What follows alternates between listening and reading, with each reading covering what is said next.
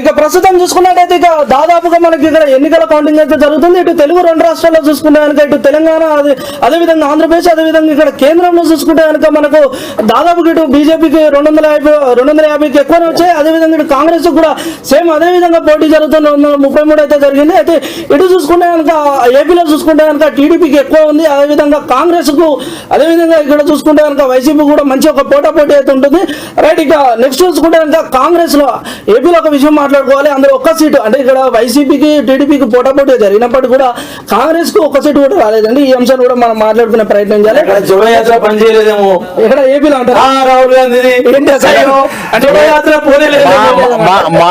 మా అధినేత్రి సోనియా గాంధీ గారు ఏపీలో మా ప్రభుత్వం పోతుందని తెలిసి కూడా ఆ రోజు తెలంగాణ ఇచ్చింది. దాని వల్లనే ఈ రోజు ఏపీలో జోడయాత్ర జరగలేదని చెప్పేసి జోడయాత్ర జరిగింది. అక్కడ సెంటిమెంట్ ప్రభావం ఉన్నది.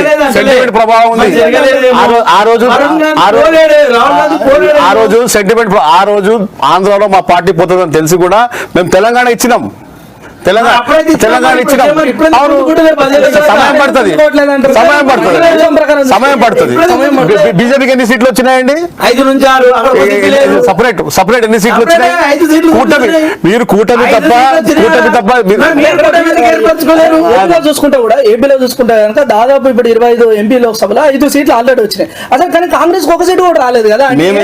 మాకు ముందే తెలుసు అండి, అది అక్కడ రాదని తెలుసు మాకు. ఎందుకంటే అక్కడ ప్రభావం ముందే ఎట్లా అంటే మేము తెలంగాణ ఇచ్చిన కోపం ఆంధ్ర వాళ్ళకు ఉంది. ఆంధ్ర వాళ్ళకు ఉంది కాబట్టి ఆ సెంటిమెంట్ తో ప్రజల్లో ఉన్నాం. ఒకటి ప్రతి రాజ్యంలో ఏదైనా కాంగ్రెస్ పార్టీ ఉంటే ఎమ్మెల్యేలను కొనుగోలు చేయడం, అప్పుడే ఏక్నాథ్ షిండేలను పంపించేయడం, అది వీళ్ళ సంస్కృతి అండి. మా సంస్కృతి అసలు లేదు. ఏక్నాథ్ షిండే మీరు ఏం చేశారండి? అక్కడ మంచిగా కాంగ్రెస్ ప్రభుత్వం ఉంటే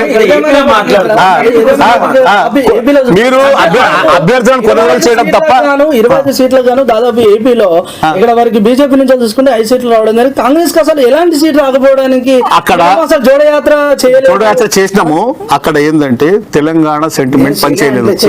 తెలంగాణ